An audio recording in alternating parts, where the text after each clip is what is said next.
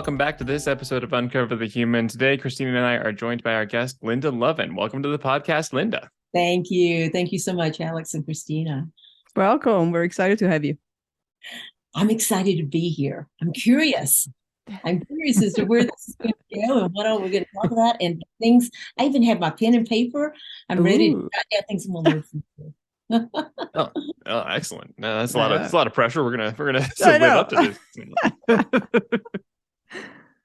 So, Linda, let's introduce you a little bit to the audience. What's your background? What brought you here?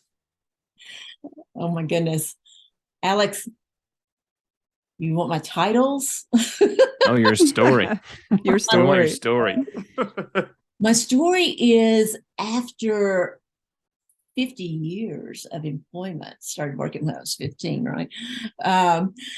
So I'm 65 years old. I was like, what am I going to do? How am I going to wrap up all these things that I've done and all these titles that I've had? And who am I really? And I started having, the deep inner secret conversations with myself on the legacy I want to leave in the world.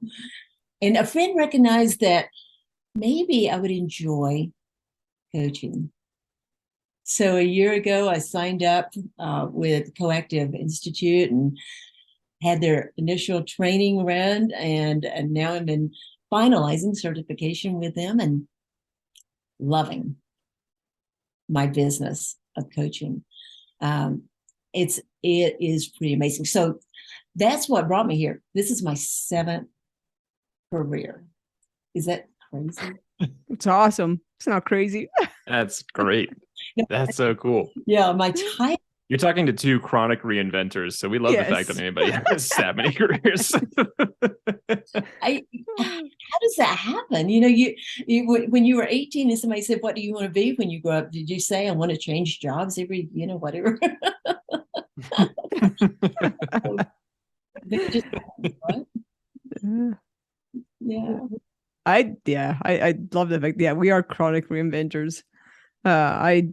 I know that for myself, I've learned, I've gotten the awareness and the acceptance, and actually, it's kind of how I function and present the expectations of others of me. Is I love learning new things and getting deep enough to, for some things, get dangerous, and then I like doing them and inventing how to do them and creating them. But for the ones that then become static, I'll do them once to see how it goes, twice to tweak based on the first time. And then after that, I'm like, okay, I'm done. Next. What am I learning? Isn't there freedom in that though? Because yeah, the whole idea of transferable skills. Yeah. Once you kind of have those, you go, oh yeah, I could do that, or I could do that, sure. So much fun. Alex, you too, huh? Oh yeah. Oh, I loved exactly that cycle, Christina. That just like that learning portion, you do it like twice, maybe to like tweak a little bit, and that third time when it comes around and it feels pretty much the same, like, right, nope, it's time to do something else. Let's go learn something different. Let's go try something different. Let's go combine two other things. I don't know. Well, and somebody said to me today, your day is never the same. And in this job, it certainly is not. I just, it's amazing. I have had jobs that day after day after day, can get repetitive. And you're right, the word stagnant. That is not on my vocabulary. No. Oh, gosh. Yeah. So one of the things that we had talked about. Oh, go ahead, Alex. No, you. Oh, one of the things we've talked about, which is very much tied to what we just said in our introductions, was this piece about the coaching journey that we're on, because one of your many careers is being a coach, and how a core part of what we see in others and we hopefully help them walk through is the identity piece. And so I think that the flexibility that all three of us clearly have, it's tied to the fact that we don't anchor our identity into our job title, our career, to the point where we can't be flexible. and it's a big deal to change. How do you feel about that? Yeah, well, it can get exhausting. To keep reinventing yourself over and over is exhilarating as much as at moments you go, I have to explain who I am again. Yes. Christina, I had an interesting experience. I'm a member of Rotary, and we have this, 30-second, 2-minute kind of deal where, tell us about you. Introduce yourself to the members. And about 3 years ago, I was handed the microphone. No time to prepare, right? And I listed off my titles. And as soon as I sat down, I knew something didn't feel right. Mm-hmm. So I'm doing a lot of work with identity right now, just trying to figure out how people identify. And came up, and don't you dare tell me somebody else has already coined this, because I think it's an original thought, but I could have read it. Who knows? But I've tried it out. Can I try something out on you guys real quick? Yeah, anytime. Please. Play along. I've already told you that. That's fine. And we'll give you full credit that it is your original thought. You heard it here first. It's on the recording, so yeah.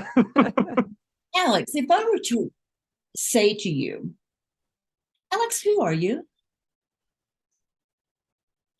God, that's a hard question.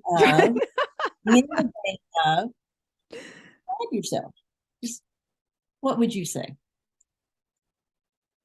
So there's definitely been times in my life where it would have been a list of titles that have been like, well, I do this. I this is the thing that I'm currently on. And then I probably would have somewhat abashedly hidden some of the other titles, since they're in such different fields. It would sound like I'm for lack of a better term, career schizophrenic and lots of different identities all at once. And I think now I'd probably root it a lot more in, if I was to describe myself, in values. I'd read a lot more as I want to lead from curiosity. That's honestly the one that comes up every single time I do any kind of value assessment. Is curiosity is always just key.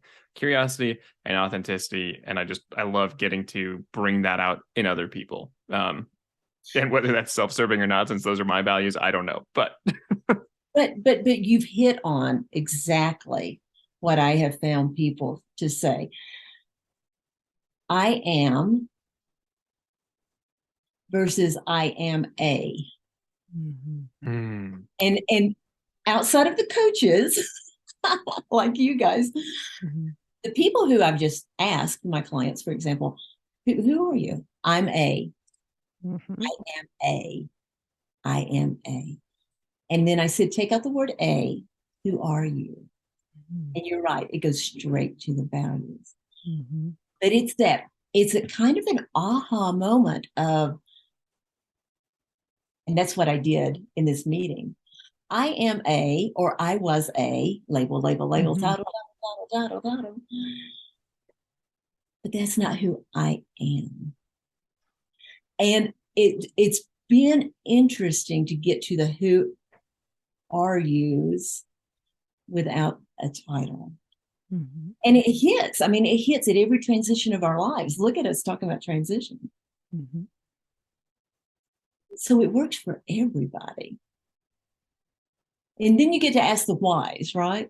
Okay, I am a teacher. Why? Well, because I like the schedule. Why? And sometimes you keep mining it down. And they get there. It's like, I value education, or I value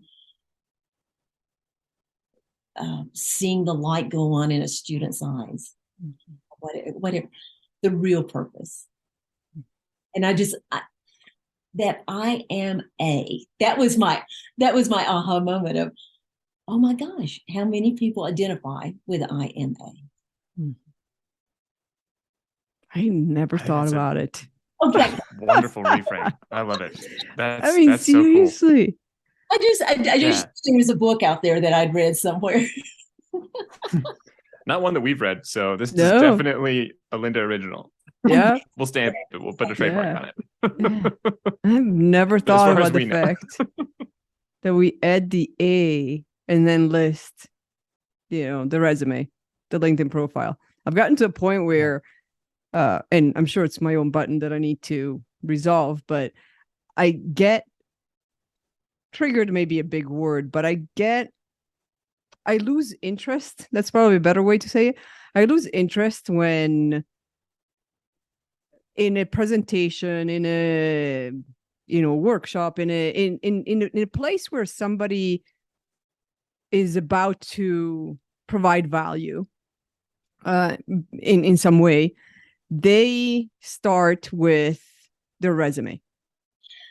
And most of the times we're already in the room. We already chose to be here and listen. If I've done my work. If I wanted to know the resume, I would have looked on LinkedIn before showing up. If I didn't do that, it's because that's not important to me. So can we get to the value? Can I learn from you? Because learning your resume is not learning from you. I'm not learning anything that I couldn't have looked up myself. And so I then find that I turn it around on me and start realizing, like, how many times that I used to walk in and expect myself or think that people were actually interested in listening to my resume as a first way of getting to know me. And so we actually reversed it as a company with our clients. And when we meet prospective clients and or people within our client group that we haven't met yet, we ask them if they want to hear about our background and have them make the choice. Because we know we've been introduced, somebody invited them to the meeting, they can research LinkedIn just like we can. And so rather than imposing the rattling off of, like, well, I started in consulting in New York and then I became a management consultant and I learned this and then I did that and then I went to MBA school. And it's like, if you're here and you're trying to determine whether you should listen to me, if I actually provide some value, that is much better than my 10 years or 25 years of naming places and people. Exactly. And yet I did look you guys up because Yes. I'm curious, one, but sometimes it does provide some kind of connection for those people who don't associate their identities with values. Yes. Oh, we did the same kind of work. Yeah. Okay, there's going to be a connection in there somewhere. Probably the three of us would go to values, but they want to know what city you worked in or what, what your job description was, or do you know what's the 1 degree of separation within your Oh, I look people up all the time, don't get me wrong. Because I'm looking for that, like, what's that one connection, what's that maybe surface connection that then can get us to break the ice to get to the values, to really see if there's a human connection behind it. And so that definitely helps, and helps understand what are interests if people get to work in their interest area. Like, what are some of the things that I can connect to before I know the human, because I haven't gotten to know the human yet. When I think about it from the reverse side, it's more about me, because I know how much I look people up. I'm like, well, then when I walk into a room, do you want to know about me? Maybe you just finished looking me up. Right. We don't need to check. Well, don't Exactly. you introducing yourself to clients? It's like, no, the client knows who you are. I mean, they wouldn't have invited you had you. Yeah. Exactly. Yeah. I even found, and I'm kind of rebelling against this. I mean, my resume is, here are the dates and here's the title. And I know you're supposed to go back and kind of hide the dates and just say, for 10 years I worked in this role and had these responsibilities. I understand what you're supposed to do, but I'm really struggling and rebelling. I just want to go, no, this is what it is. If you want to get to know me, call me. Yeah, I'm there. That's it. Full on. That's it. If you Yes, want to get to know me, call me. 100%. Otherwise, we can all do the math. If I say 14 years, you're going to go back to calculating when I was supposed to graduate from college and add the 14 years and figure out, like, oh, that was 2003. I was in the same industry. So why not put the dates? Put the dates. That's so funny that you say that, because it I don't know. It's just there's a degree of authenticity of, here are the facts, guys. Okay. Just go with the facts, and then Yeah. let's have the fun part of getting to know each other, right? Yeah. Yeah. I like that idea. It gives me an idea, like for resumes, maybe instead of like just, hey, here is my title and here are the years. It's fun to have the years and the title, but what did you really? There's some people are getting better at describing. Here's what I did in the role, but it would be really interesting if people started putting, here's what I learned from this role. Like, here's what I take from this into the future. That might be a really cool like addition to resumes, and that would be a cool way to see how people have thought about their own journey. Okay, I'm writing that down. First note, Alex. Yes, I got one thing written down. It's a competition now. I gotta figure this out. It's not a competition, but I'm going to write a point on my board here. Yeah. Yeah, but that is true. That's true. It's Maya Angelou says, you, and I have this right here on my desk, so I'm reading it. You are not the work you do, you are the person you are. And I recently read, and I have no idea where I read this, so it's not an original thought. Your obituary is going to say what you did. And they've gotten really nicer lately as to loving mother and but still titles. The friends who show up and tell stories about you are going to talk about your values. They're going to talk about why they love you. They're going to talk about why they're taking time to be at your memorial. And isn't that who you are? Yeah, it is. It's too. I don't know. I just find it fascinating. And here's another reason. The first time I ever heard this, here's my title, but I did. I had a bookstore, and the women would come in May, and oh my gosh, I can't wait for graduation. You know, as high school senior, get them out of here. Can't wait. We'll have a great fall. And in the fall, they would come in and go, I don't know who I am. And I remember that's the first time I had ever heard grown people say they didn't know who they were. And since then, I feel honored that people are opening up and saying, in this transition, I don't know who I am. This is a new thing. And my realization that we all go through it. We do have all new identities. Sometimes we just have to talk it out and figure it out. What's the strength? And it's so much fun to do. It's like the strength is there. I mean, the belly button is there. You just have to find it. Yeah. And it's there. You've got a core. Let's have fun. Let's dig. Let's find this thing. And that way you don't ever have to come ask me to look for your belly button again. And I have no idea where that is. Original, but don't write that down. I don't even know.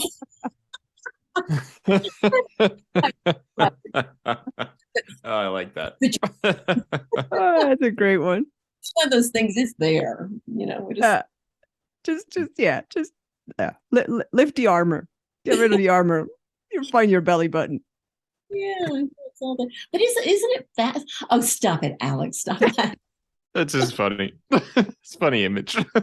Especially when we talk about so much like letting go of the armor during coaching and helping people like let go of some masks and find that. Just the fact that under that, instead of just being like a core person, is like I search for your belly button is hilariously focused for me. I don't know. I think it's a hilarious image. Oh my gosh, the metaphors that are coming up in my head right now, and I'm the kind of person, you know, just like a belly button, you all have strengths.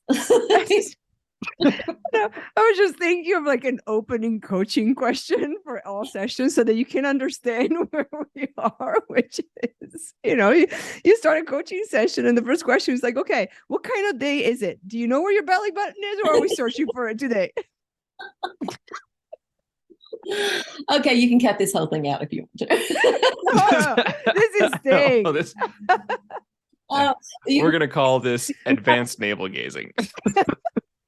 Well, I told you sometimes things just come out. So that one just came out. I have no idea where that came from. But no, seriously, understanding the strengths. Okay, it's in there, got to find it, but or them, hopefully everybody has at least one they can go to and then expand on. I just find the whole thing about identity interesting. Can I give you another quote? Oh yes, please. One of the things keep them coming. This is you've all read Atomic Habits by James Clear, and I was leading a discussion on that this week, and I just thought this was great. So this is James Clear. When your behavior and your identity are fully aligned, you are no longer pursuing. I can't even talk. You are no longer pursuing behavior change. You're simply acting like the type of person you already believe yourself to be. So it's that alignment, finding your strength, knowing your identity, and aligning your identity with who you really, really are, without a title. Without a title. And that's the thing. Your title is not who you are.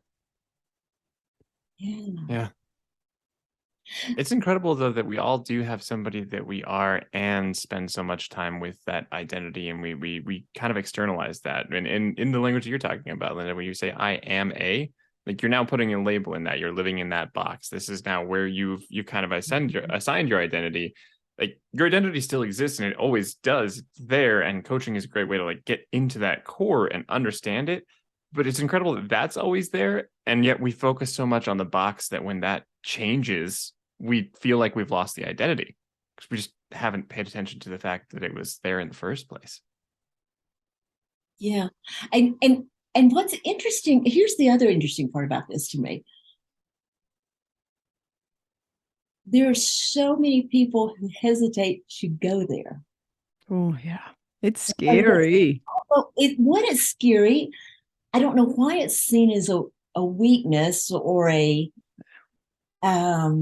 why is that? And maybe you guys can help me with that.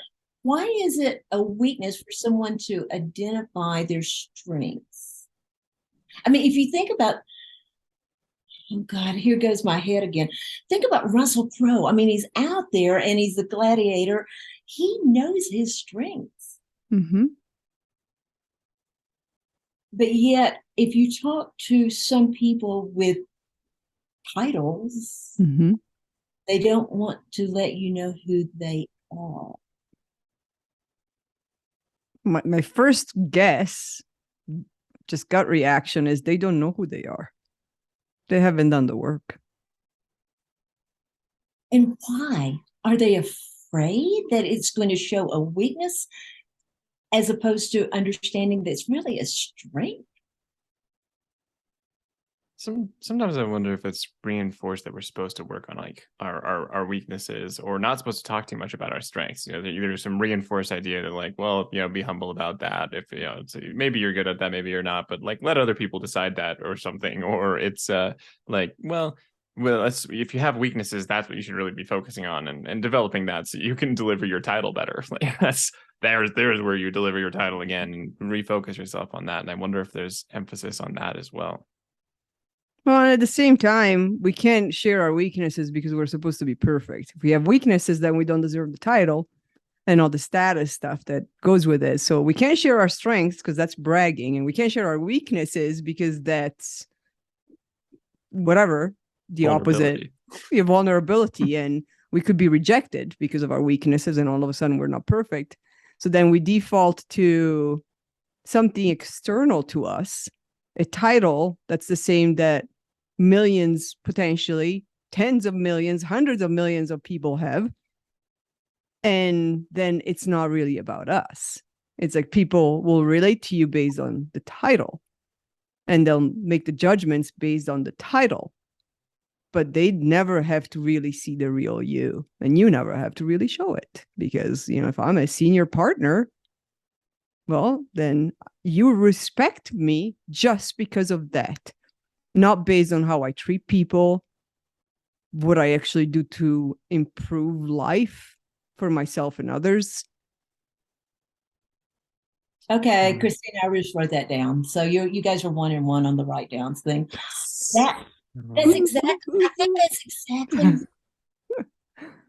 Yeah, because I like the idea. If we say no, this is a strength of mine, then that does sound like braggy, braggy. And Not to yet, us. that fine point of vulnerability and admitting weaknesses.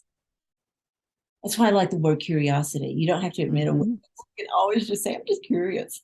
Yeah, it's true. It's a neutral word, I go Yeah. into curious as opposed to I'm scared or, oh, I've got this attitude. But then the title does give you that neutral. But then you think about people who say, I have to act this way because I have this title. Yep. I have to act strong or I have to act decisive when I really don't know what I'm doing. And it would be such a better team if I just sat back and kept my mouth shut. Yeah. And I have to hide my weaknesses and my strengths at the same time with that. So if I have strengths that are outside the title, the norm of the box of the title, I can't share those. I can't show that because then it confuses people.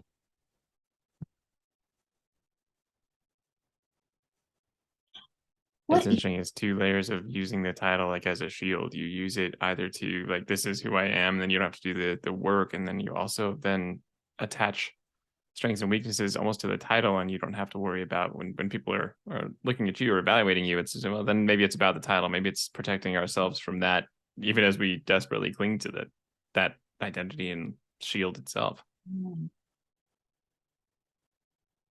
Wow. Okay, here's another James Clear. This is the last one. It's one thing to say, I'm the type of person who wants this, versus I'm the type of person, I am the person who is this.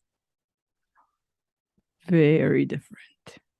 Yeah. But when you're thinking about your identity and your habits and what you do, I want to think of myself as active.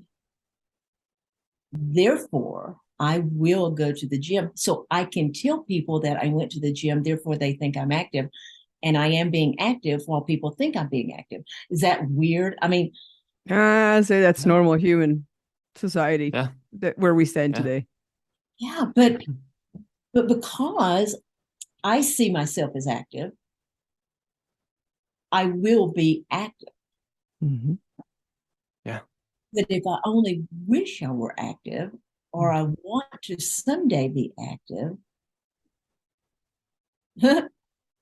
winners and losers all have the same goals. That was another James Clear quote. So I lied when I said that was the last one. But that one resonated with me. I mean, everybody wants to be a title of some kind. I want to be whatever, as opposed to I am that, therefore my actions will follow what I am. Yeah. The power of titles. Ooh, that's the title of a book. Yeah, it is a title of a book. That's a great book. I'd read it. Let us know when it comes out. Yeah. Yeah. And you bring up a good point. Like, I am the person who does this. I am the person who's active. Then you're assigning to you're getting into the lifestyle of somebody who is active. When you say I want to be active, what you're saying is I am a person who wants to be active, and now you're investing in that space of wanting and not being. You're investing in that distanced relationship with what you're saying you want, which is being active. Distance relationship, I like that. Well, and I mean, we can choose any vocation, but those people who say I'm a writer or I like to write, dramatically different person than the person who says I'm a published author. So sometimes the titles we give ourselves, or I try to write, or I enjoy writing. You are a published author. Act like it. Own it. You are. Yeah. You're successful coaches. Own it. Not, is that bragging? Is that getting too big for your britches? Is that being grandiose in your idealization of your identity? Or is that just who you are? I think it's getting too big for the people in the room who don't have that self-confidence. Yeah. And getting too big for your britches is a relative state. That is something other people cast upon you. Yeah. Interesting. Oh, I think it's going to be fun to see if you take the I am a, the next time you hear an I am a, if it hits. Because there are people, and I have clients who've said, I don't know who I am. That's why I'm here. And it's just a gold mine. You just it's just so much fun to watch the aha moments. Go, yeah, actually that is what I am. Or no, that's not who I am. And then they come up with this is who I am, my goals, my visions, my strengths. I like it. Yeah. Isn't it interesting how we don't even grammatically actually answer the question correctly? Because when we answer the question, and coming from a non-English speaker, this is tall order. But we answer the question with, I am a consultant, I am a coach, I am a lawyer, I'm a senior partner, I have a VP, I'm a CEO, whatever, insert whatever, title of the moment will give you the confidence to walk the room. But the question is not who are you? The question we're answering is, what do you do? So grammatically speaking, we're not answering the question correctly, because we should be actually saying, I practice law. I coach people. What do you do? It's not, you don't return it with I am. I do XYZ. Oh, and you bring up the whole thing of the being and doing seesaw, Who are you? And again, you're not the work you do, you are the person you are. But because you're the person you are, Maya, sometimes that's why you do the work you do. Exactly. And when you do the work you do without knowing why you do what you do, that's where the disconnect, I think, comes in. Yeah, totally agree. Do you find that with the people you work with? Yes, we were just spending this week in a leadership development course where people are understanding the changing of identities. You get into leadership, you lose some of that identity of being maybe the individual contributor that was promoted to being a leader. It is a change of identity. Now, what the phrase that everybody brings up all the time is what got you here won't get you there. Like that was you then, and now you're in a different role. And when we have to detach ourselves from the idea that we are a list of skills that we bring to the table, and suddenly have to do something entirely different, it's a huge identity crisis moment for a lot of people. There is so much attachment to that being who we are. And Christina, your linguistic point, I think, is spot on. I think it points to how in our brains we connect those. We connect doing and being, and we keep saying it as if it's the same thing, even though grammatically it's entirely off. Yeah. It's like Yeah. somebody asking you, what do you want to drink? And your answer is no. Okay. What if you answered the question?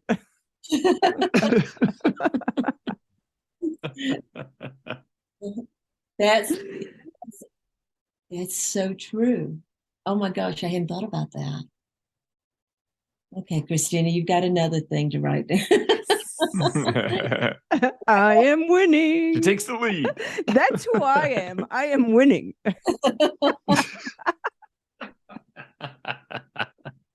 Who are I've just escalated the ceiling of bragging even higher. I just attached to the state of winning. I am that now. That's exactly what conversations about this bring up. Just another layer of, oh yeah, Mm-hmm. that makes sense. And then when that happens, it's that wonderful aha moment that you go, oh, I get it, and I know exactly who I want to share that with, because then we want to share the aha moments. Yeah. You know what I find to be a hilarious kind of twist on this is that I would comfortably say, knowing all of these things we're talking about identity and not wanting to attach to a title, I can fairly comfortably say I am a coach because I see it now as a mindset. It is an expression of values, of curiosity, of wanting to be there with people and help people and adjust that. Not because I have clients or not clients or paying clients or not paying clients. Like none of that is wrapped into what coaching means in my head. Coaching becomes a mindset, and then I'm comfortable saying I am a coach. Even at the end of our, as we discussed so much about not attaching to that title, I still feel like yet I have somehow found a title that I can assign to without feeling like I'm violating the principles of not being attached to a title. So how about if you rephrase that? Does it make it easier if you said, I am a coach because I value? Absolutely. In my mind, that's where that sentence ends. That is exactly where it goes. I am a coach because that's how I express, like, how I interact in the world. Not because it's in set coaching sessions, not because it's in this hour of a meeting, and that's just how I prefer to approach the world, and that's a good encapsulation of things that I value. Yeah, I like that. I am a coach because of how I show up for other people. That's what makes me a coach. It's not the certification. It's not the hourly rate. It's not the number of clients. That's when coaching is, that's why coaching is being, it's not doing. True coaching, successful coaching, as in value producing, value giving coaching, it's a state of being. It's not a state of doing. I coach clients, it's a state of doing. But being with, creating that space. You can coach in any situation. It doesn't have to be a coaching session. If you when you're a coach, you just coach when you communicate, when you show up for people. I mean, we think about those moments in our lives that are, you will never forget when you're with, being with someone who's giving birth, holding someone's hand as they pass away, the being with moments where you don't have to say anything. You've created that, I call it sacred space in a non-religious way, that space that can't be described in any other way except soulful, intimate space where you don't have to communicate in any other way but being with, just being. That's coaching to me. Yes. That's just that intimate moment when somebody has that revelation of, yeah, as I've said, this is a strength and I can use this and this is going to change me. Mm-hmm. And that strength may change, but now I know the process of asking myself the questions of how to get to the next strength or how to use the strength in a situation. To be able to be with and witness that is an honor. Yeah. Mm. And I think witnessing that transformation from the awareness, the light bulb goes off, to the acceptance and the release of judgment because of this new thing is different from the old thought, the old way of seeing things. And then the power, and I think that's where the magic really happens. And you can feel it in the room. And I think we felt it multiple times this past week, and especially on our last day there. When you can just feel that leap into consciously choosing to embrace this new awareness and knowing that they're going to fly. Yeah. When they leap. I love it. I love it. It's the best. And it's one of those things when people say, well, when I run across someone who's having an issue, I'll give them your name. Or someone who I feel needs someone to talk with. And I want to go, why are you waiting till you get on the field of combat to be ready to learn how to use the weapons that you need? And that's kind of a brutal, violent way of thinking of it. But in life, sometimes, as you just use the term armor, I guess maybe that's where I'm picking it up. Mm-hmm. I'm saying this, how do we come in strong so that we can be our best selves? Mm-hmm. You don't do your first 500 push-ups for the first time as you went into battle, quote unquote battle. You know what I'm saying? Yeah. So the thing in preparation for that moment is essential. So that's another.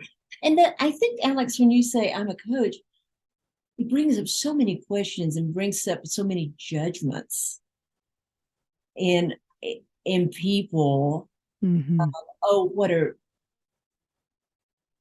What are you out to do? I don't want to tell you my secrets. Are you trying to get me to divulge something that I didn't go there? Are you going to make me cry? Yes. The answer is yes. If you cry, we succeeded. There it is. There's your measure of success. That's the measure of success. Maybe you walked into the room. Here's one that happened last Friday. It was so awesome. At the end of the session, and this was an aha moment that I just floated on, and I'm still floating on. She said, I didn't want to tell you that I came in with a really a big stress headache. I didn't want to start our appointment like that because I needed to be present. But I just want to let you know, I don't know what happened, but it's gone.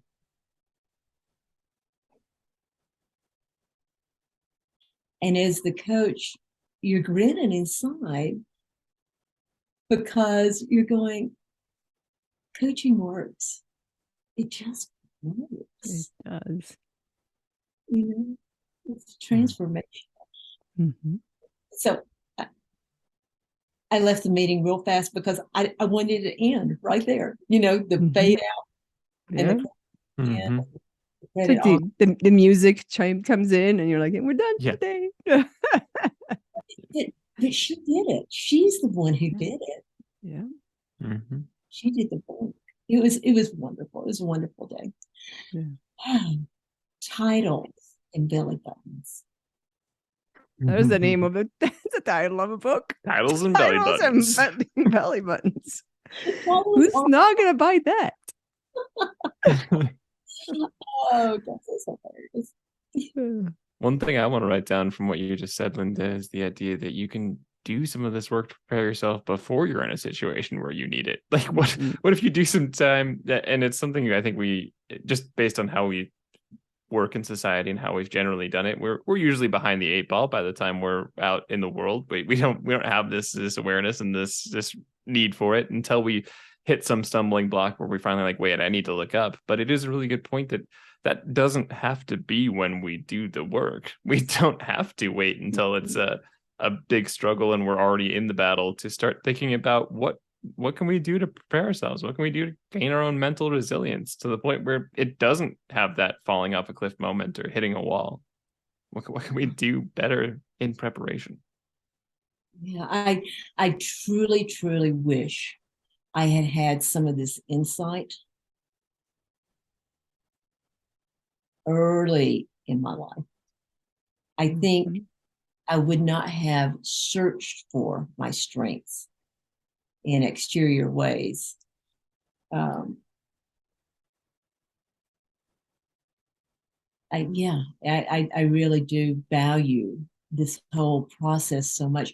And yet, what's very, and I was just talking about it in a meeting, you have to be careful the vocabulary you use Mhm. in talking about it.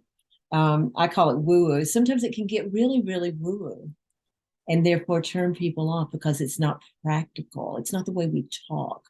We talk about consciousness and mindset and, you know, these words that if you're in the business or you're of a certain ilk of reading or whatever training, you get. Mhm. If you've never been in that, it just sounds too ethereal, foggy, Mhm. spiritual. Mm-hmm. It's just out there as opposed to practical. Mhm. Yeah, Mhm. it's so intangible. We feel like we can't even like talk about it. Yeah. Yeah. Yeah. Yeah, but isn't everything intangible? That's the thing. We put things in boxes thinking that's tangible. Numbers are tangible until somebody 10 years from now is going to prove us that 2 plus 2 doesn't equal 4. And they probably have already proven that. So we just decide what's tangible and what's not tangible. And isn't living like being aware of our conscious and unconscious and knowing how to understand that way more tangible than any science out there? Gravity that's made up, everything else is made up. But we're not trained that, or my generation was not trained that way. Oh, We're, mine either. Don't get Yeah, me mine neither. wrong. I think there is more of a movement now toward Mm. understanding peaceful communication, understanding um, compassion, understanding empathy Mhm. uh, that is celebrated even commercially. Thank goodness. Yes. As opposed to in the past, we never let down our guard. Yeah, because we're all so perfect. And Yeah. it works out so well for the people around us. It's delivering the results I wanted. Yeah.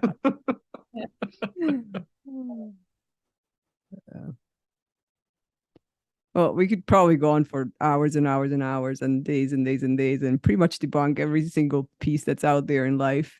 It's all like philosophy lesson. I'm finally utilizing my philosophy degree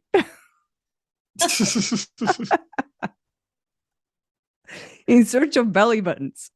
Oh, no, no. Oh, that is a dissertation I would read every day.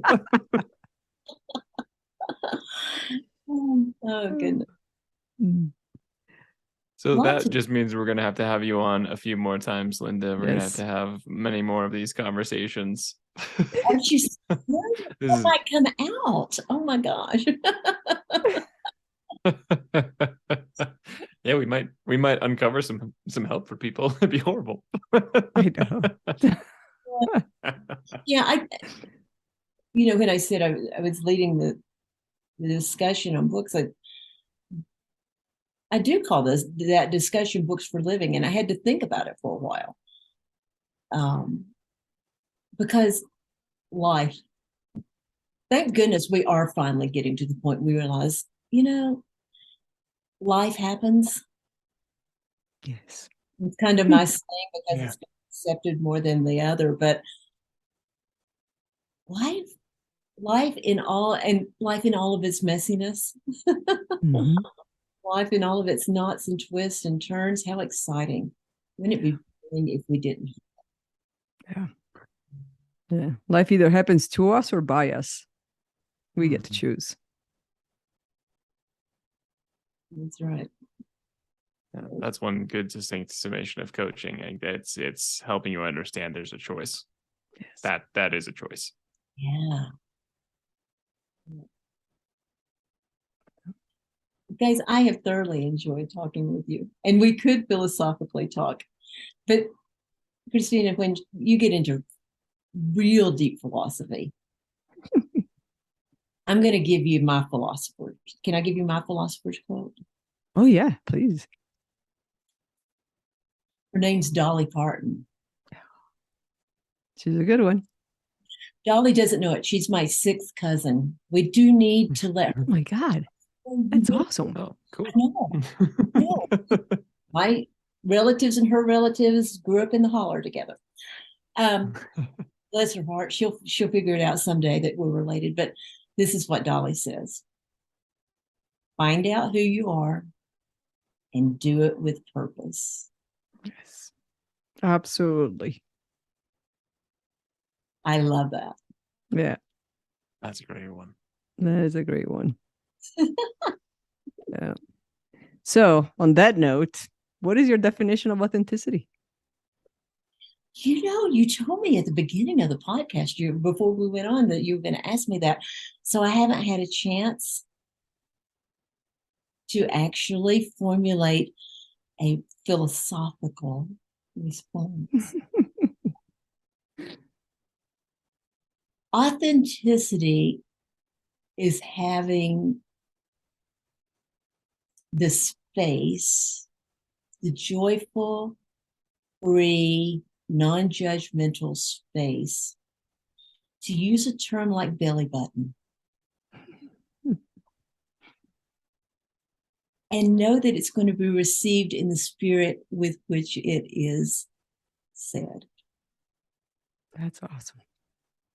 So thank you for making this an authentic experience. It was a lot of fun. It definitely was And a thank lot you of for fun. bringing belly buttons back in for your Yeah, definition. exactly. As I'm still shocked by it. So Yeah, that's wonderful. Where can people find you, Linda, to have more of these conversations outside of listening to our podcast? thank you. Love it. No, my website is lindalovin.com. I'm real original. You're authentic. Right. And my Gmail is lindalovin@gmail.com. So There you go. pretty simple. And I do appreciate, I love conversations like that. I'm growing. I'm learning. I am. You are. These active things moving forward. And it's having conversations like this that make me come alive. Thank you. Thank you. Thank you. Conversations like that's why we started a podcast. Yeah. We like to Why we come do alive multiple times a week. as much as possible. As much as possible. Welcome back to Colorado. I hope Thank you you. get Oh, thank you so much. We will, for sure. Have a Thank you so wonderful much for weekend, joining us, Linda. Linda. Truly. Thank you. Thank you, guys. It was a pleasure. Thank you. Thank you, everyone, for listening. Thank you.